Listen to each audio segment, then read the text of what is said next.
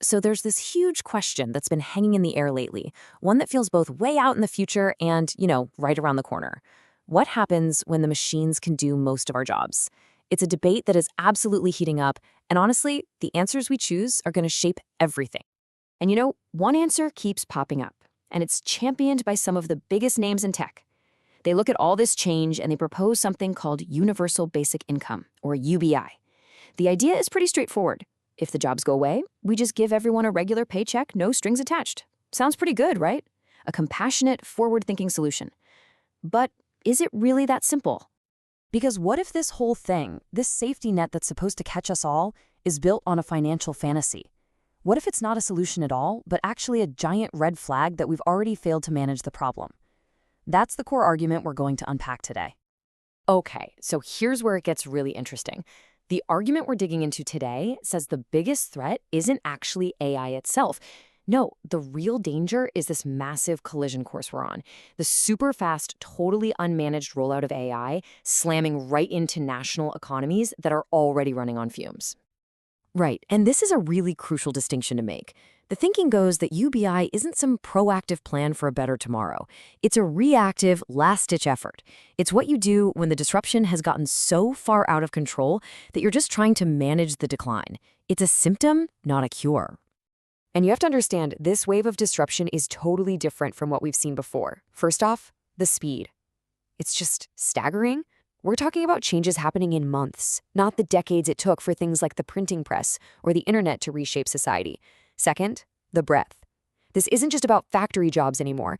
This is coming for white-collar, professional, creative jobs. And last, all the money, all the gains, they're concentrated with just a handful of giant firms.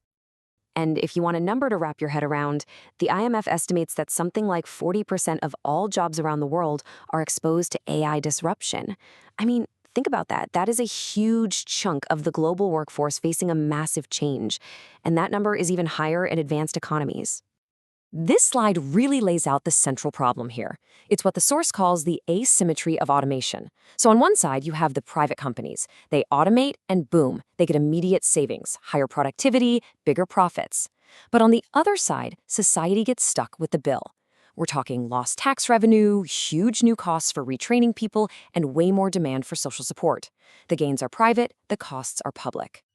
So, to deal with all this, you'd think we'd have a massive war chest, right? Plenty of cash to handle it. Well, this is where the whole UBI dream really hits a brick wall. Let's do a little reality check. See, here's a fact that gets conveniently left out of the UBI chat. Most Western economies are already stretched thin. I mean, incredibly thin. If we use the UK as an example, its tax burden is at the highest level it's been since the end of World War II. The bottom line?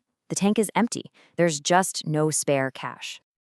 And look, this isn't just a UK thing. You see the exact same story across a ton of major economies. France, Italy, Spain, you name it. They're all dealing with this perfect storm of aging populations, which means skyrocketing healthcare and pension costs on top of already massive national debt.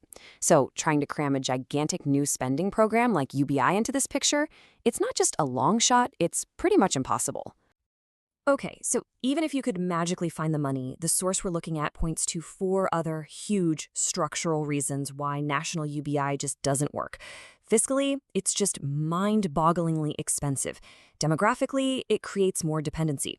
Psychologically, it's a huge problem. It cuts people off from the purpose and community that work often provides. And politically, it's kind of scary. It risks creating what the source calls a soft feudalism, where a tiny tech elite owns everything and everyone else is just dependent on a check from the state. And honestly, this quote from the source just hits the nail on the head. UBI doesn't stop society from breaking down. It's just a way to manage the decline once you've already let the disruption get out of hand. Okay, so the first thing everyone says is, easy, just tax the big AI companies to pay for it. But this is why that's, well, kind of a fantasy. These giant corporations are masters of moving money around. They shift profits to countries with zero taxes. Their most valuable asset, their code, their IP, can be moved with a click. And they can cut deals with governments way faster than anyone can write new laws to stop them. All right, so if UBI is basically a non-starter, are we just supposed to throw our hands up and wait for the worst? No, absolutely not. Rejecting UBI isn't about being against progress. It's about making a choice to actually manage this transition instead of just reacting to the chaos. Let's look at a different way forward. Instead of this one-size-fits-all, kind of blunt instrument like UBI, the source lays out a much smarter, more surgical approach. First, you pace the automation.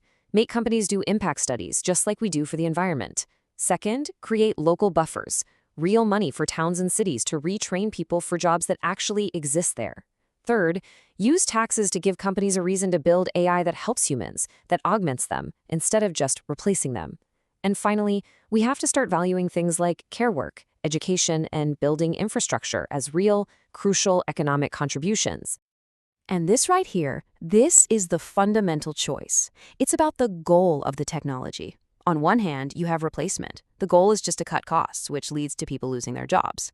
On the other, you have augmentation.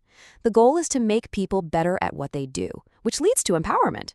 Policy can and should push us toward that second path. And that, right there, is the huge mental shift we need to make. We have to stop seeing a huge part of our population as a cost to be managed with a check, and start seeing every single person as a participant to be empowered in this new world. So, here's where we land. It all comes down to a choice. The AI revolution is here, it's not going away, and it is incredibly powerful. The only real question is how we choose to navigate it. And this is the choice laid out plain and simple. We can go down path A, which is unmanaged acceleration. We just let the market do its thing, and then we try to clean up the mess with programs like UBI.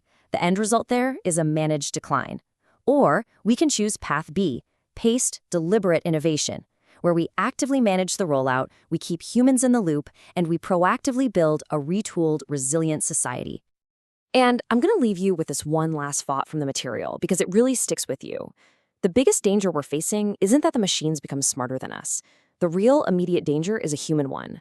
That we, as a society, simply decide that huge numbers of our fellow citizens are no longer economically necessary, and we build a world based on that belief.